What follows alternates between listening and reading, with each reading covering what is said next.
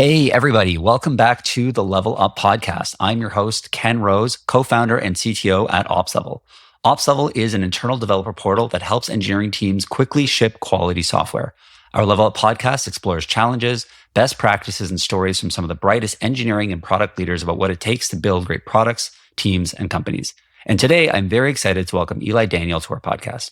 Eli is head of engineering at Jellyfish, an engineering management platform where he is responsible for all the development efforts on all their products.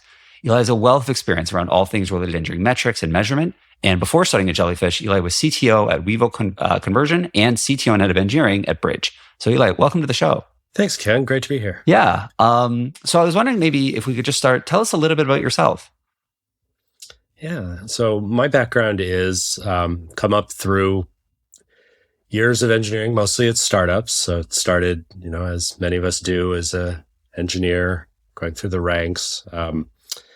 Had a first management experience fairly early on. This is kind of in first .com bubble times. And so as a young engineer was asked to hire somebody and lead a team and do some stuff. And I thought that was kind of cool.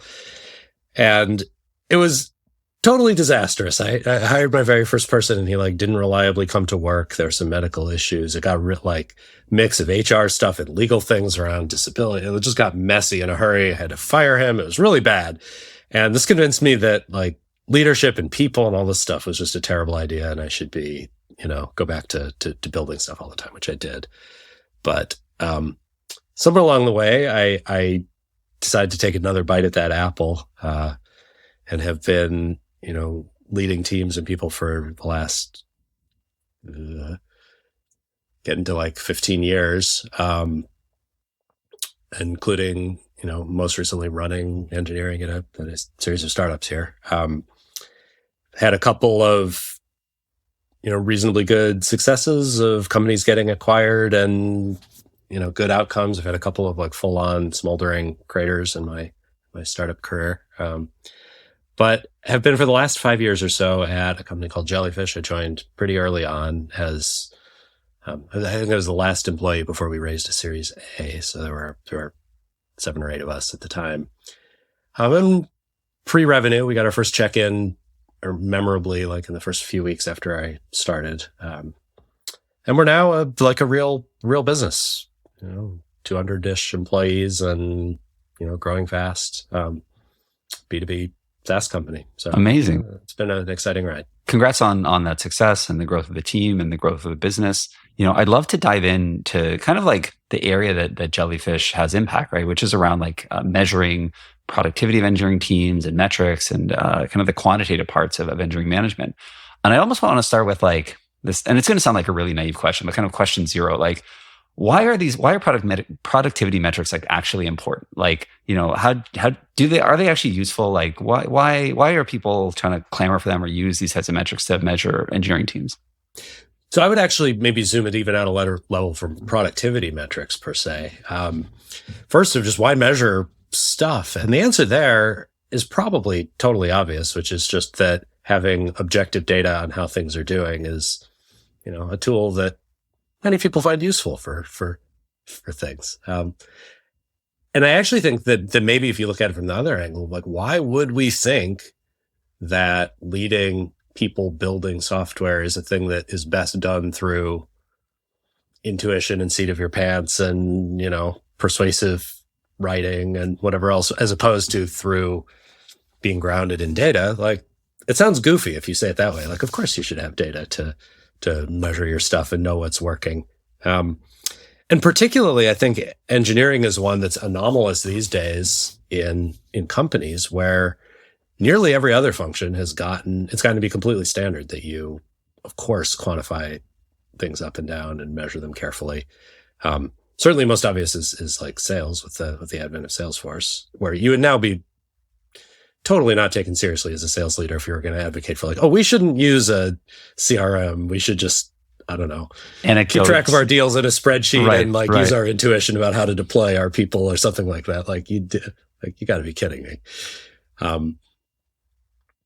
But engineering actually is still is a little controversial of how should you measure? What should you measure? Should you be measuring at all? Does Goodhart's law mean that if you measure engineering, you just get weirdo side effects of people trying to game the system instead of anything good. So, but like you started with the why do it. So there's a lot of questions about how to do it and how to do it well that I imagine we'll get to here. But why is just that. Like, you want some objective data. You want to know whether things are working. You want to be able as a leader to both have confidence that we are executing well, or find the places that we're not and improve them and know if they're improving. You want to be able to know if we're getting better or worse over time, or even what is that? I mean, maybe better or worse even sounds like there's some judgment in there. Is it changing? Is it the same or is it different? It's actually like the first question. And then do I like how it's the same or different is maybe a second question.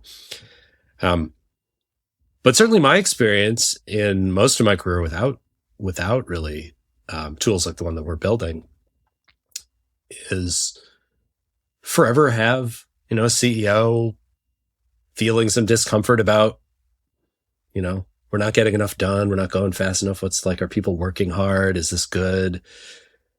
Where's the time going? Why isn't this done yet? Like, those are universal questions, and being able to actually have data to bring to bear in those conversations and be concrete about what we're talking about or what trades we're making or what shifts in investment we want to make is, I think, just super, super powerful compared to being in the realm of let's just be intuitive about it. I think for a lot of our listeners, they can empathize with that, the fact of their boss asking from the business side, asking questions about like, what are we doing? What are we building? How do we build faster? Right. And being able to your point, like provide data just helps ground that in reality and truth as opposed to feeling or anecdote. Yeah, no, I think that's exactly it. And my analogy on this is that, we're all, if you're driving a car, you have a dashboard that shows you a bunch of stuff in the car, obviously. And while there's obviously a million wrong ways to use that information, like if I decided to go around town and the way I'm going to drive my car is to just make sure that my engine RPMs are, always at a certain level or above a certain level or something like, and that was the thing informing my driving. I mean, I probably am driving like an idiot and I'm probably not going to get where I'm going. That would be a dumb way to drive, but that does not imply that somehow like duct taping over all my gauges and just like look at no information would be better. Like that also is not better. So I think the question is not metrics good or bad. It's like, what and how are we actually using? Are we making? How do we do it? Is a much more interesting question. That's a great segue to my next question, because you kind of touch on Goodhart's law, right? This idea like, well, if you set a metric, people are going to be incented just to optimize for that metric and not necessarily like the meaning behind the metric. There's this almost like meme of like number of lines of code and, great. Like if you make that your metric, developers will just ream off, lots and lots of crappy code. How should organizations think about like defining kind of the right metrics for their teams? Yeah, well, there's metrics and then there's what do you do with them? So I think it's absolutely true that lines of code, if you were saying the measure of success here is lots of lines of code, and I'm going to measure you as an individual on how many lines of code you produce, there's no doubt what you would get out of that is a lot of code and not a lot of stuff for sure. Does that mean that lines of code is irrelevant to the world? Well, I mean, it probably is a measure of like, did we do more this month than we did last month? I don't know if it's a great measure of that, but like it's not valueless in that kind of setting. And it might tell you some measure of different magnitude of different, how many lines of code are in this code base versus that code base. Like it's not insane that you would ever want to look at lines of code to me. So my answer to that, is to just think about, one is like pick the right metrics, is literally lines of code the thing. But the other is to think about how are you setting up incentives, goals? Like, is the goal that this metric is success and this metric is high, then we're good? Or is it these 4 metrics, like the gauges on your car, tell you different things about how that's going on that inform decision making? But same way, there's not an optimal speed. You don't drive your car by making sure it's going 35 miles an hour at all times. Like, there's not an optimal number of commits you should be doing or whatever else either. Doesn't mean that you shouldn't measure it. So I guess my maybe my starting point is I actually think the which metrics is less of the key question, though there's probably some interesting stuff to talk about there too, of specifics. But to me, it's less about that you pick the exact right metric, and that's the one that tells you what's successful or not, and more about how do you feed these into human decision making, and how do you use this data as a tool for contextually relevant leadership, as opposed to using these as a tool to like run your stuff on autopilot and do nonsensical things just because the numbers told you to. In that vein, like how should organizations like get started, right? With like introducing productivity metrics or just metrics in general to their engineering organizations? Like what initial steps would you recommend for people to actually be successful with that? I think the easiest way to get started, like where do you look for your keys first? Maybe look for them under the streetlight because it's the easier place to look for your lost keys. So, what is easy to get going on? I mean, often I think there is the just measure the stuff that you happen to have at hand. Don't get too sophisticated and overthinking or feeling like you need special tools or something. So just being able to be concrete about, work that is going on, and whether that's statistics from, GitHub and Jira and things like that, or other things. I actually think just getting data on how things are going and grounding yourself in what does the normal pace look like? How quickly do we get things done? What is our velocity? What is our cycle time on stuff? Is actually pretty important as a practice, and not as a, I think sometimes these things can feel like, there's some mandate from above that we have to do these things. And I mean, I can remember times when I'm like, oh God, my boss wants to know how many story points where my team is doing every month. Like, and I'm grudgingly calculating that information and putting it in a spreadsheet somewhere.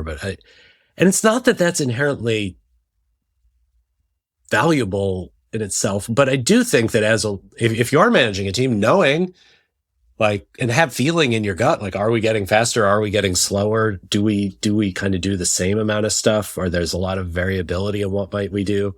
Can I build up intuition of how much maybe we're going to do next month? Like, I actually think those are important signals to have. And the more you can get to a place where you can have a conversation where it goes like, hey, feels like this is unrealistic. We're talking about a date, but there's no way we're going to hit that date because that's way more than we usually get done in a month. If you could bring data to bear to that conversation and go like, look, we normally do X, this thing is Y. That's actually a more useful conversation than just going, I have the intuition that this is too much. So I would say even the things that sound dumb and mundane, like measuring velocity or measuring, how many issues you get resolved for unit time or cycle time on your things in Kanban board or whatever else, I actually think it's powerful to just get those and see what patterns there are. So at least you can normalize on what's normal. Are things different? What's changing? But beyond that, I would say is I think there's also a cultural element here where I think a lot of people do jump into fear about what are these for. And so maybe, I say, what do you measure? Maybe step 0 before you're measuring anything is just help make sure that there's a good sense of what data do you have? How do you use it? How do you inform these things? Yeah. And, because maybe the conversation of, hey, I think we're taking on too much this month. Wouldn't it be nice to know how much we usually get done on a monthly basis? Can that inform let's collect this information. Different from if you just start collecting information and nobody's sure why, it can foster this sense of, people being worried about what are you measuring and what's it for? And are you making judgments? Am I in trouble if, and even at a company where we build tools for collecting this kind of data and analyzing it. And as you can imagine, we spend a lot of time thinking about, how do you use this? What do we see in our customers? Even steeped in that, our own engineers for sure sometimes get I can't tell you how many different one-on-ones I've had with people, which somebody's a little wrapped around the axle about gosh, I don't know if I'm doing a good job because I'm actually thinking of a particular person not too long ago who was worried, my number of, PRs I'm merging is just down lately. And this is a person who was doing a whole bunch of exploratory work, defining a bunch of new stuff, scouting out a new area and right. Enabling a bunch of having impact. It was very good that they were not the whole point. What they were supposed to be doing was shifting away from shooting out the code and spend a little time on discovery and ground. And they were worried that my metrics have are reflecting the fact that I'm doing different work. And it's like, yeah, no, that's good. Like you are doing different work. That's normal. Yeah. That's what we talked about. It's what you should be doing. Like metrics are not the thing to be running yourself to. And it takes reminding people of that. And it takes reminding that at the level of sort of individual engineers working on stuff. In a larger organization, it takes reminding, up and down the chain, too. Like, what is this for and how do you use it? And why Got do it. you have it? Okay. So in terms of an organization getting started, it sounds like there's two dimensions here. One of them is just start collecting the metrics you have, because some metrics are better than no metrics and they'll tell the story. And two is work with teams so that they understand the context within which those metrics are going to be used. So it's not this culture of surveillance or judgment. It's more a culture of bringing metrics for prediction and forecast, but having appropriate context there to understand when they're applicable and when they're not. Yeah, I mean, and even retrospective judgment too is is okay. Not metrics to tell you this person is a bozo and we should get rid of them. That isn't the point. I hope that if there's a manager who's deciding that I need to let somebody go on the basis of some numbers when they weren't previously having that opinion otherwise, I feel like there's probably something wrong going on there. But maybe there is maybe something is stuck. Maybe there's a person who is stuck and we made a hire, they're not ramping up well. Or, gosh, there's something going on where this team does not have the information they need to proceed and they're just kind of spinning their wheels and stuck in the mud. These things definitely happen in part of any organization. Having data to be able to bring and be not just I have a feeling that maybe this team is stuck, but look, objectively, we're not, there's something going on here. What is it? So metrics also as the start of a conversation, not telling you what to do about it. It's not reorg, get rid of this team. It's not fire that person, but maybe it can be there's a conversation to have here, and having some data to ground it in is important. So I think it's both predictive and forecasting, as you said, but also can be a good tool for retrospection on, how did it actually go and what do we see? And are the feelings we're having, the emotions we're having about how well this has went, can we see traces of that in data here? I have a question. We talked about how to kind of get started, right? And it's start collecting metrics. As organizations scale, how should their approach to metrics sort of evolve with that? Any examples of metrics that may become more or less useful as a company begins to scale? I think of it as being actually more of a fractal thing. If you're talking about, a small group of people or one team or individuals, the data to know what's going on with that are probably kind of the same as what you want to be talking about at that team, whether that one team is the whole company or whether that one team is, 1% of the company. But I think as you do scale, I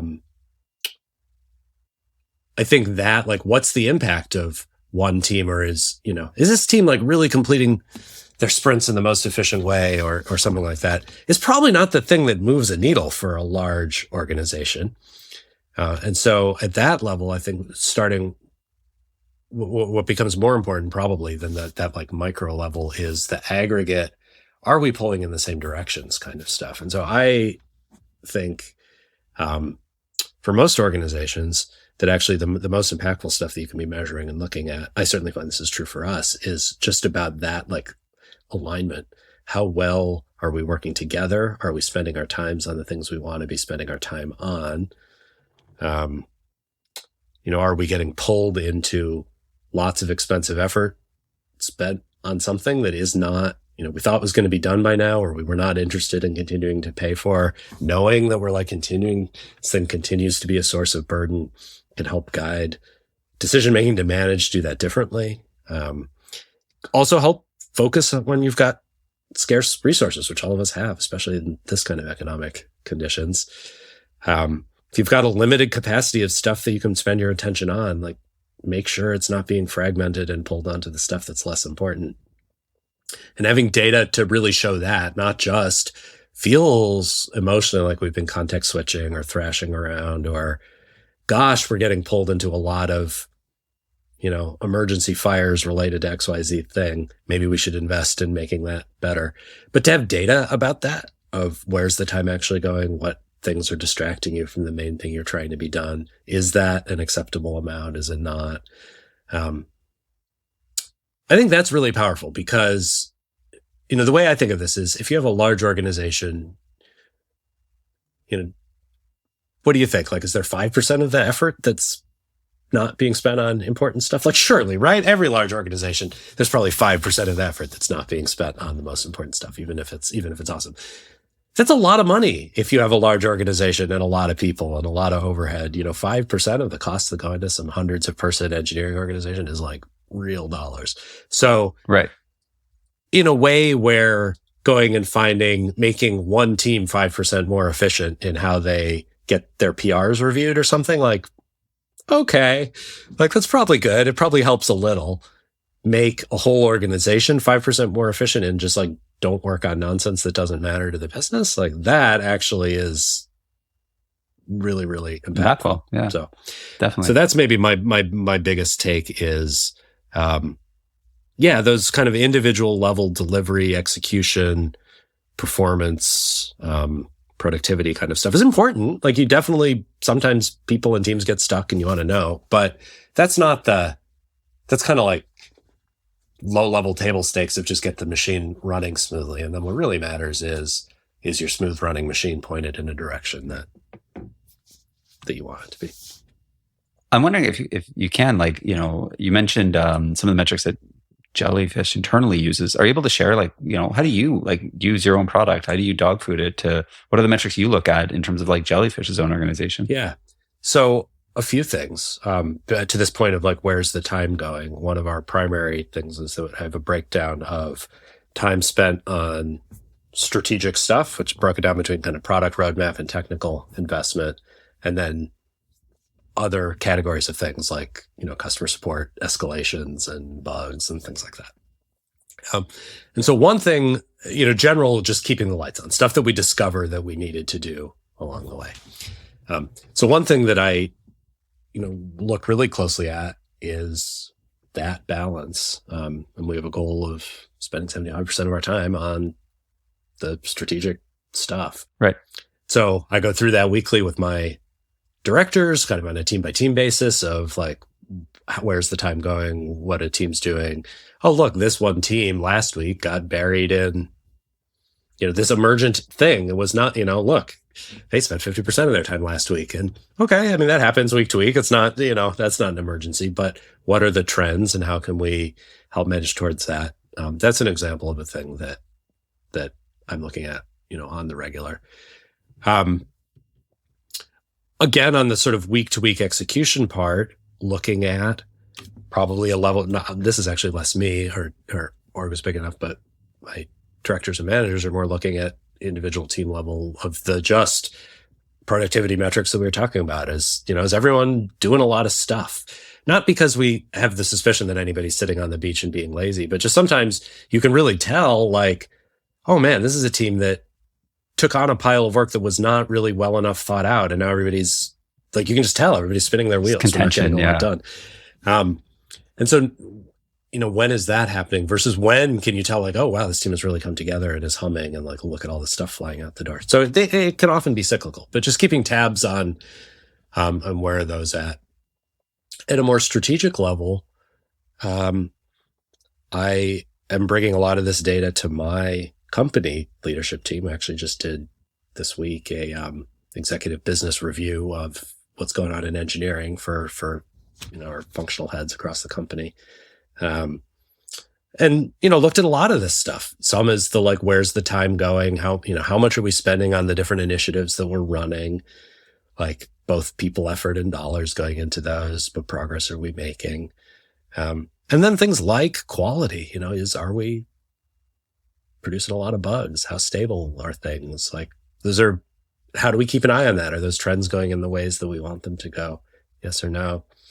And that all sort of feeds into this just general sense of how well the machine is running. So, and then maybe even a step up from that, think of things like board communications. That is another like higher level up from that view of less often, but wind up producing an update of, where are we investing? What are we getting out of it? Kinds of things out of this. And then even higher level than that, as we're doing like annual budget planning and things, this is all feeding in, once you know how many dollars you're spending on X and Y, and of those dollars, how much are going into just sustaining the business versus how much is going into the innovation that you're doing, that gives you a good basis for saying like, oh, we want to launch this new feature or launch a new product into the market. Well, what's that going to take? And how many people are we going to actually need? What's that going to cost?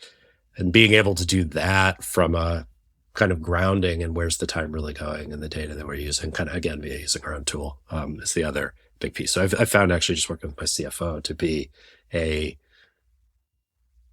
tremendously nicer to have that grounded and kind of, we can be looking at shared vision of information as opposed to just talking past each other. And, yeah. Cool.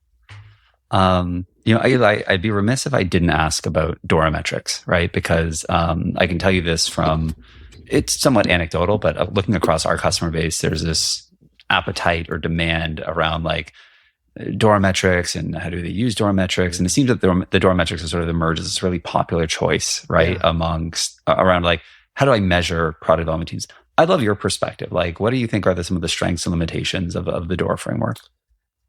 So I mean, I see it too, that everybody is talking about, or actually we may have peaked. We may be past peak DORA Metrics. I'm not sure, but certainly lots of people are talking and have been in recent years about them. And there's science here. The team who put those together did a bunch of actual research and peer-reviewed papers. And so I think as a step forward certainly from the fear of like lines of code or something, I think a nice thing about DORA Metrics is that doing well on those metrics tends to align with a general vibe of a team feeling like it's humming and doing well. Like no engineer on a team is sad to like, speed up how quickly we can push a deploy out the door or something. It's a good quality of life stuff for engineers too. So I think for that reason, they're easy to adopt. They don't feel threatening in any kind of a way generally. But I also think they only take you so far. So one, certainly my own experience and that of our customers is often that it's actually trickier to, like, there's more nuance in what do these things mean and how do I want to measure them and how is this relevant for our business than the papers and, the Accelerate book and stuff make it sound like. So I often see people getting a little stuck in the mud on the like mechanics of how do I actually implement it? What do I look at and what does it mean? The other is that I don't think they tell a whole story. Like to the point I was saying before about, where alignment, what are you working on? Is the stuff that you're building the stuff that really matters? Your DORA metrics might tell you have like a well-humming assembly line of like lots of stuff going out the door and they're not causing too many incidents and, good MTTR and all that stuff. But doesn't mean that it was useful to anybody. Like, so from the standpoint of like really connecting your product development work to your business and what do you need to be selling and are the things you're building the things that move the needle for your customers in your market? I actually don't think DORA Metrics help answer that question really at all. And so if you have an exclusive focus on DORA Metrics, it just feels like it also puts you at a level of remove from kind of business outcomes. The same team has subsequently published the space framework paper. And so there's been a bunch of thinking on that too. And I also think that, to their own kind of admission on it, the angle of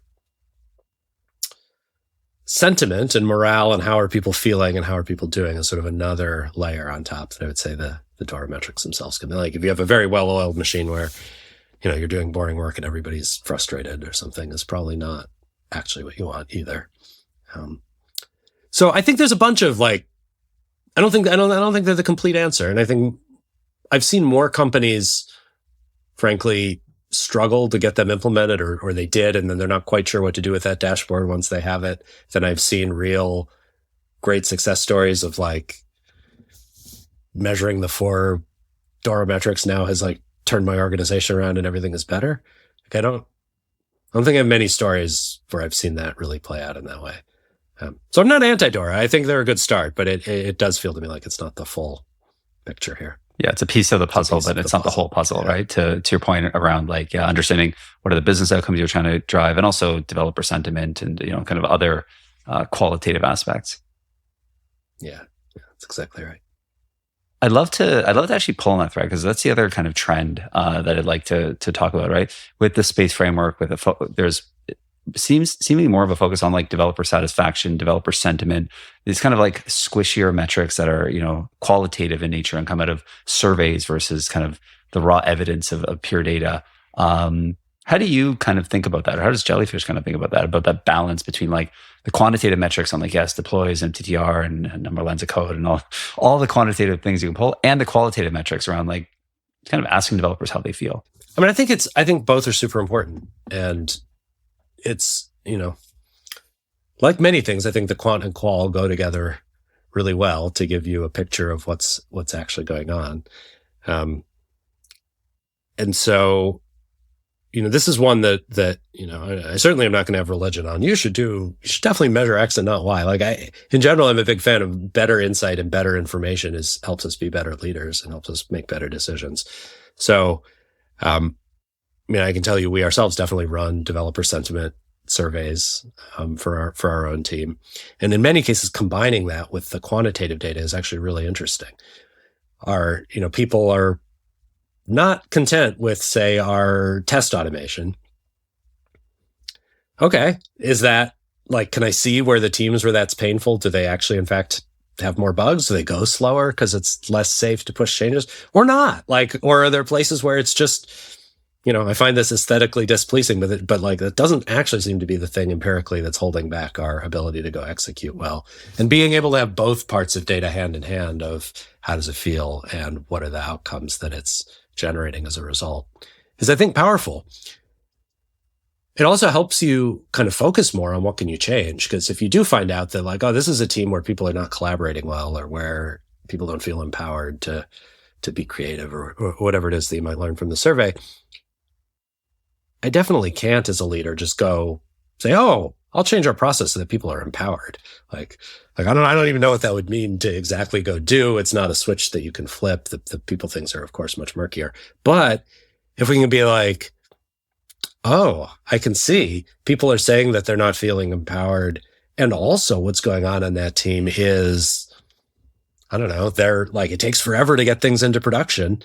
Like I have an idea and it's now waiting in a queue forever, and I don't know how to get my thing, there's a Baroque process before my thing winds up live. Well, that maybe I can fix. Maybe like the way our CD process works needs, or the way we're reviewing each other's PRs or something, like we can change. So seeing the two of those together, I think both gives you more tools for actionability and what to actually do, and can help diagnose root cause. So I do think kind of a best practice is measuring both the really quantitative, productivity and efficiency, and how much are we getting done, and all those things, DORA metrics, but, get a complete view of your world in those ways, but also, understand how that relates to the pulse of sentiment. Because I do think the core observation that ultimately building products is a creative undertaking, and the teams who are doing it really successfully and innovating successfully are like enjoying it. They're having fun. It's satisfying to be creative and be innovative and do this stuff. And so in general, I do think there's good alignment between highly productive, being creative, being impactful, solving real problems for your business, and being plugged into that is like the rewards that it's a self-reinforcing positive cycle, I guess I would say. So I do think it's true that measuring sentiment often is getting at some of those same things. Any guidance on like the types of questions you should ask developers? Should it be just open-ended? Should it be more pointed? What's your experience been? Yeah, I think it's actually fairly subtle. So there's a lot of thinking that goes into survey design on these things, as you can imagine. And I should also own that Jellyfish is just launching a product in this space too. So I do have a little bit of a stake in this, but yeah, so I think question design is important. And to your point, there's a balance of, if it's a little more open-ended, it's easier to get, not exactly know what you're looking for. If you ask specifically, are you satisfied with how quickly it is for your code to get into production? Like, boy, will you find out how satisfied people are with that one point. But you might not learn that, I don't know, we have a hard time agreeing on what actually needs to be done around here, or something like that. Decision making feels too diffuse. On the other hand, very open-ended questions lead to very open-ended responses. And I can definitely say, if you get a developer sentiment survey and there's a pile of like, yeah, people are kind of dissatisfied about vague things in a vague way, it's very hard to make sense out of what that might actually mean. And are people even talking about the same thing here? Is this actually, Alice and Bob and Carol all said they were dissatisfied, but not really clear why. The other dimension to this is anonymity, where it seems like the emergent best practice with these kinds of sentiment surveys is to do them anonymously, and with the idea that you're going to get more honest, candid responses, which I think can be true, that you get more honest, candid responses, especially if there's a culture where there's not really strong sense of psychological safety or how these things can be used.